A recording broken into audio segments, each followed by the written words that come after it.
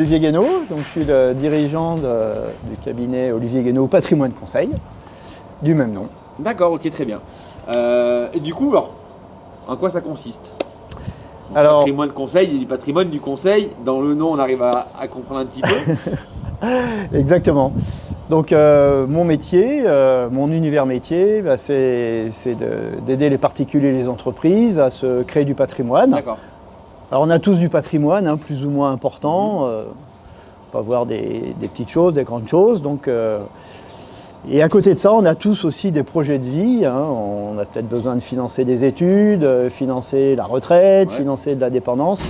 Et donc, à partir de ce patrimoine, je vais aider les gens à booster leur patrimoine pour répondre à ces projets de financement, à ces besoins. Okay. C'est pas que de la gestion, généralement, aider à créer du patrimoine avec pour le particulier et le professionnel. C'est bien ça. Exactement. C'est plus booster ce qui se fait un petit peu naturellement et d'aider dans cette création de valeur.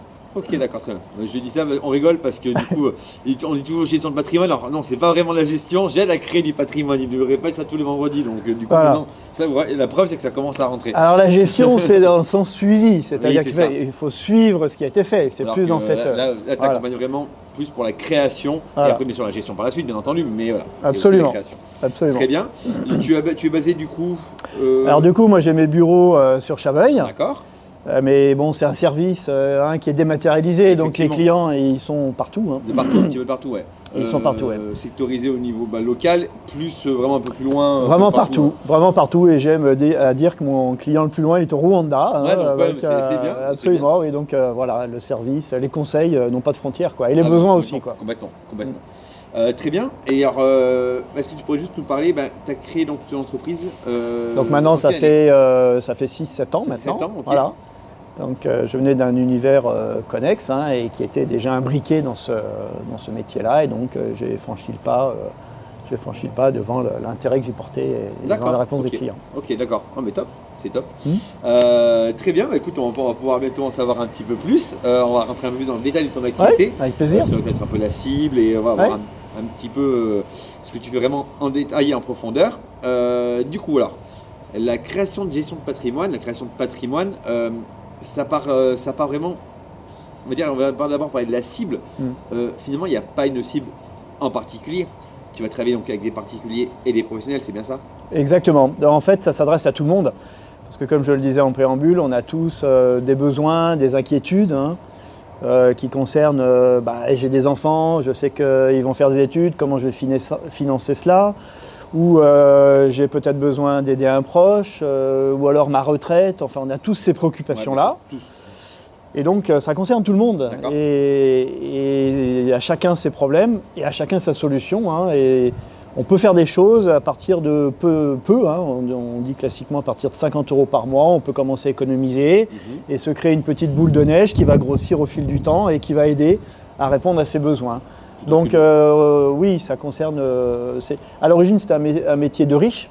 Oui, mais maintenant, ça s'est démocratisé. Voilà, c'est qu'on a toujours cette idée de se dire, c'est que le patrimoine, c'est que non, en fait, finalement, on peut arriver... Ça s'adresse vraiment à tout le monde. Plutôt que de le mettre sur un compte qui ne rapporte pas grand-chose, de pouvoir agrandir son patrimoine, il y a plein de possibilités qui existent. Absolument. Ok, donc là, pour la partie particulier. Mais la partie professionnelle aussi, parce que je sais qu'on en a échangé un petit peu sur la création du coup de... Alors sur les professionnels, en fait, c'est un petit peu comme pour les particuliers, c'est des thèmes, des inquiétudes qui reviennent souvent. Et il y a 3 thèmes, on va dire, que l'on croise fréquemment. C'est le placement de trésorerie. Alors même si on pourrait se dire oui, mais actuellement le placement de trésorerie, c'est plus d'actualité. Alors oui et non, parce qu'il y a des sociétés qui vont très bien. D'autres qui souffrent évidemment, mais d'autres qui vont très bien. On a tous entendu dire qu'il y a des domaines d'activité qui ont tiré leur épingle du jeu, qui ont même accru leur business. Et donc le placement de trésorerie reste un thème d'actualité. Donc ça, c'est des choses que l'on croise. Il y a également l'épargne salariale.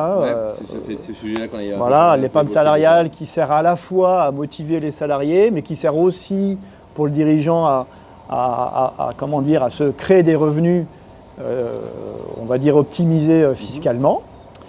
Et puis un autre thème que l'on croise, mais un petit peu moins, c'est je vends ma société, je fais une plus-value, et donc qui dit plus-value dit impôt. Et l'impôt, on peut le travailler pour qu'il soit moins douloureux. Moins douloureux, ok. Voilà, donc c'est un peu les trois thèmes qui reviennent fréquemment. Oui, en plus le but aussi, il va être là aussi pour le particulier, finalement, cette question donc, de fiscale, finalement. C'est ça. Dès qu'on commence à payer un peu des impôts, de se dire, tant qu'à faire, autant... pouvoir améliorer un peu son patrimoine, l'agrandir ou le créer tout simplement de zéro. Exactement. Alors c'est vrai que souvent d'ailleurs les clients viennent par la porte de l'impôt en disant voilà, je veux défiscaliser, je veux baisser l'impôt. Et en fait on s'aperçoit que c'est la cerise sur le gâteau. La vraie question c'est pas tellement l'impôt, c'est j'ai besoin de quoi, y a telle solution, et il se trouve que il y a la cerise sur le gâteau qui est qu'on va pouvoir, comme on dit, défiscaliser et baisser l'impôt. Mais ce n'est pas un objectif en soi. Bien sûr. Ça ne doit pas être. Ah non, mais sinon, c'est pas un objectif, c'est vraiment un moyen en plus d'y parvenir. C'est une conséquence, c'est pas un objectif. C'est une conséquence de pouvoir d'anticiper les choses. Oui, absolument. Ok. Et du coup, alors, moi je sais un petit peu, mais nos auditeurs ne savent pas vraiment. Du coup, tu travailles avec... Tu n'es pas fermé avec une seule... Oui, alors tout à fait. Effectivement, une des caractéristiques de mon cabinet, c'est que je travaille avec un courtier, et donc à l'image d'un courtier qui va aller chercher et créer des partenariats avec de multiples fournisseurs, et ils sont extrêmement nombreux, il y en a plus de 70, et donc ça veut dire qu'il y a une indépendance des solutions qui sont proposées. Le client n'est pas enfermé dans une logique de marque. Il a accès, j'ai accès moi, à une foultitude de marques, de produits que je sélectionne en fonction de l'adéquation du besoin du client avec le produit. Et donc ça donne une richesse, une liberté et que les clients apprécient parce que donc, du coup ils ont des produits qui viennent de tous horizons et c'est extrêmement rassurant et extrêmement riche. Et alors, du coup, ma petite question, c'est quand on parle de gestion de patrimoine, création de patrimoine, alors je pense qu'on est nombreux à être assez néophyte dans ce domaine-là. C'est d'ailleurs pour ça que tu as du travail. Qu'on existe. Oui. Non, mais concrètement. Que le métier existe, oui. Ça va impliquer en quoi? Ça va être... quand on parle de patrimoine, on pense toujours forcément à l'immobilier, alors que finalement, il n'y a pas que de ça. Qu'est-ce que quelqu'un qui veut mettre 50, 100 euros par mois ou 500, après bien sûr il y a différentes solutions, sur quoi il va pouvoir... Qu'est-ce que tu vas pouvoir lui apporter comme solution? Alors, des exemples, forcément... non exhaustif, bien sûr. Oui, en fait, c'est tout l'univers économique. Et l'univers économique, ça peut être effectivement, comme tu l'as indiqué, au bout de la chaîne dans laquelle on investit, ça peut être de l'immobilier résidentiel, dans lequel les gens habitent, de l'immobilier d'entreprise. Ça peut être aussi du financement directement d'entreprises. D'entreprises qui seront cotées ou pas. Pas forcément.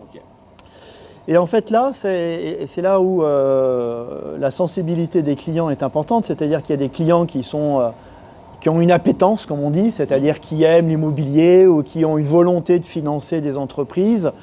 Et donc, moi, je donne un choix, et puis après, en fonction de la sensibilité de la personne, elle dit, moi, je préfère... aller vers des investissements des entreprises où non, l'immobilier, ça me rassure. Oui, voilà, parce qu'il y a effectivement, de toute façon, j'imagine. Oui, tout à fait. Et donc, il y a un cahier des charges. On appelle ça un profil d'investisseur. Donc c'est là, c'est une sorte de cadre dans lequel moi je vais devoir rester à l'intérieur de ce cadre parce que le profil investisseur est défini comme ça. D'accord. Et donc l'univers d'investissement sera un petit peu devra répondre à ce cadre et à cette sensibilité client. Donc l'univers il est extrêmement riche et c'est aussi ça qui fait la force du réseau que j'ai choisi. C'est-à-dire justement que le courtier va pouvoir aller choisir parmi tous ses fournisseurs, et ils sont très nombreux, et donc répondre à une demande large des clients. D'accord, ok. C'est top. Donc voilà, quelqu'un qui veut se créer du patrimoine, que ce soit un particulier avec une petite somme, c'est ça. Quelqu'un qui gagne plutôt bien sa vie, qui veut justement investir, on va dire, un peu plus d'argent, ou une entreprise, parce que on le sait à quel point les fins de bénéfices, les fins d'année sont toujours très imposées sur les statuts qui sont choisis. Ça va aider pour justement améliorer aussi le confort des salariés et pouvoir les fiscaliser un petit peu. Donc c'est plutôt intéressant. En fait, c'est vraiment à chacun sa situation, parce que c'est vraiment ça. Oui, il y a des thématiques qui reviennent souvent, mais quand même les situations sont différentes. Il y a un couple avec des enfants. Et puis à un instant T, ils vont avoir des enfants et puis je les revois 3 ans plus tard et les enfants seront sortis du foyer fiscal. Donc du coup, il n'y aura plus le même profil du client. Donc c'est vraiment à chacun sa situation, à chacun ses besoins et donc à chacun sa solution. Parce que l'univers est riche, les situations sont riches et c'est ce qui fait l'intérêt aussi des choses. Toi, tu vas rencontrer les clients, tu vas échanger avec eux, définir ensemble donc, le cahier des charges, donc le profil. Et ensuite, suivant les besoins et les besoins demandés et le choix que le client veut un petit peu, c'est ça. L'orientation en tout cas qu'il souhaite, faire ton étude et après du coup le proposer après derrière et qui peut être du coup à chaque fois renouvelé et modifié. Exactement, parce que au fil des ans. C'est ça. C'est-à-dire qu'au départ, il y a une étude de la problématique des clients qui amène à des besoins et ensuite à des solutions. Donc je ne viens pas avec des solutions toutes faites. Hein. Les solutions ne font que répondre à une chaîne qui démarre par voilà, notre situation c'est ça, nos inquiétudes, nos besoins c'est ça, et puis in fine, voilà, on peut mettre ça en place. D'accord, ok. Voilà, donc effectivement, il y a souvent, quasiment tout le temps, une étude alors, qui est plus ou moins dense, plus ou moins fouillée en fonction de la situation des gens, mais il y a un minimum, on se pose, voilà, est-ce qu'il y a des évolutions professionnelles à envisager? Est-ce qu'il y a des enfants qui vont rentrer dans le fiscal, sortir? Voilà, enfin, oui, bien sûr, forcément, sinon ça n'a pas de sens. Quoi. Sinon ça n'a pas de sens. Voilà. Ok, super. Déjà, c'est cool, on a pu en apprendre un peu plus sur l'entreprise. Est-ce qu'il y a quelques actualités en ce moment Alors, des actualités, je dirais qu'en ce moment, on a passé. Oui, on n'est pas dans des phénomènes de promotion commerciale. Les actualités du moment, côté particulier, on a rempli nos feuilles d'impôt. Voilà. Donc, effectivement, ça peut créer une certaine sensibilité, je dirais, à l'impôt. Donc, du coup, oui, les gens se questionnent en disant j'ai de l'impôt à payer, qu'est-ce que je peux faire? Alors, ce dont on parle beaucoup, impôt ou pas d'ailleurs, c'est le plan d'épargne retraite. En 2 mots, on voit bien que le gouvernement pousse à ce que la retraite, chacun en mette un peu au pot pour se créer notre retraite par capitalisation. Voilà.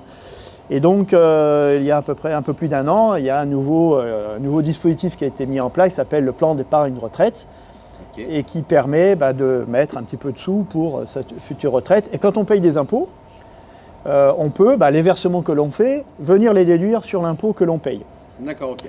Et d'ailleurs, même si on n'en paye pas, ça reste efficace. Mais si on en paye, voilà, du coup, c'est la cerise sur le gâteau, comme je le disais. Gâteau, c'est ça. Ok, d'accord. Donc c'est un peu l'actualité. Bon, enfin, je ne sais pas si c'est une actualité, mais c'est une actualité qui dure. Oui, mais c'est une actualité qui dure, mais tout le monde n'est pas forcément au courant. Oui. On sait très bien qu'on ne se renseigne pas forcément de partout, donc voilà. Oui. Je ne savais pas. Ah d'accord, parce que oui, on n'est pas tout seul. Hein. Derrière, il y a Mélanie qui était là, qui fait oui, moi du coup, oui, on va se voir. Voilà. Tu vois, t'as gagné avec ta petite gagne. Bien marché. Non mais voilà. Très bien. Du coup, on remettra après où est-ce qu'on va pouvoir te contacter. Oui. Parce que on refera un petit point après, mais demain, finalement, la cible, demain vous êtes un particulier, un professionnel, un particulier qui vous épargnez ne serait-ce que quelques dizaines d'euros finalement. Oui, ça commence à des petites sommes. 50-100 euros par mois, ou des plus grosses sommes. Une entreprise, vraiment n'hésitez pas à contacter Olivier. Et pour le connaître en plus, c'est quelqu'un de très professionnel et très bon élève au sein du BRD. En tout cas, je vous l'assure, il est toujours devant. Il a toujours rempli à chaque fois. Non, parce que je vois pas bien. Je suis devant parce que je vois pas bien. Non mais il est toujours participatif. Non vraiment c'est quelqu'un de. Non mais pour le coup faut le souligner. Donc voilà. Et en parlant un peu du BRD justement. Du coup toi, parce que je me rappelle, tu étais donc au projet de départ quand on a créé le BRD donc avant sous l'ancienne entité et puis après donc quand on a créé le BRD donc en début d'année. Qu'est-ce qui t'a poussé du coup après quand on l'a créé à rejoindre ce groupe? Eh bien, moi je suis indépendant, comme de nombreuses personnes. Alors, je fais partie d'un réseau, donc j'ai de nombreux contacts avec mon réseau. Mais à la base, je fais un métier de contact. Je crois que si on ne s'intéresse pas aux gens, c'est compliqué de faire ce métier. Et donc, c'était d'intégrer un nouveau réseau, de rencontrer d'autres personnes avec d'autres problématiques. Et finalement, c'est enrichir les situations que l'on voit, enfin que je croise, et en rencontrant d'autres personnes. Donc ça a été un de mes moteurs. Et puis bien sûr aussi, qui dit nouveaux contacts, dit nouvelles possibilités de travail, de business, etc.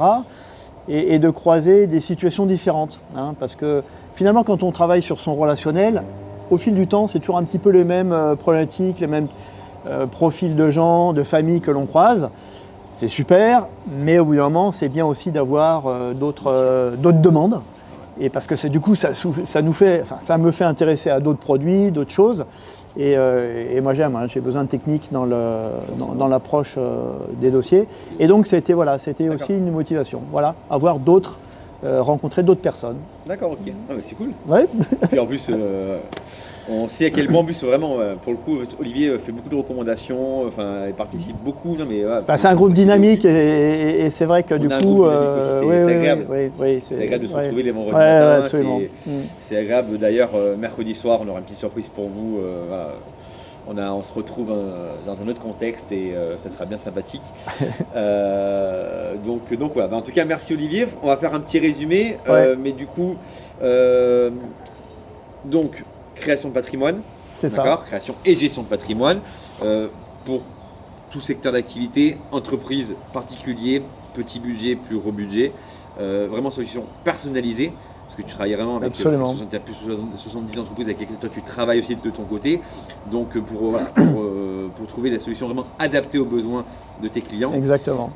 Bien résumé. Ouais, tu vois, hein. Et du coup, où est-ce qu'on va pouvoir te retrouver? Alors pour me trouver, c'est facile. Hein, c'est mon mail, c'est olivier@gueno.eu. D'accord. Ou alors le site internet Gueno Patrimoine Conseil. Ok, on remettra bien sûr tous les liens en commentaire et en description de la vidéo, d'accord. Merci Olivier en tout cas. Merci à toi, merci pour tes questions et pour ton intérêt. On a trouvé peut-être une cliente, on prendra rendez-vous avec Mélanie. Pas de problème. Au niveau de la retraite, pensez justement, on a parlé tout à l'heure, hein, à la retraite et tout, faut pas oublier. Ouais, d'accord. Non mais c'est des choses qui sont importantes, on n'y pense pas forcément. Et on est toujours là, on s'est toujours là à râler, j'ai des impôts, mais machin, j'aimerais bien pouvoir, mais on ne sait pas trop comment faire parce qu'on a toujours peur un peu forcément de faire les mauvais choix. Ouais. L'avantage c'est qu'on est conseillé par un professionnel, donc n'hésitez pas. Contactez Olivier. Mais rien n'est gravé dans le marbre, hein. Même si on fait des mauvais choix, on peut les corriger, il n'y a pas de souci. Donc n'hésitez pas à contacter Olivier. Et puis moi je vous dis à bientôt pour une nouvelle vidéo dans la semaine. Merci à vous. Merci à toi Michael. Merci. Merci. Bye bye.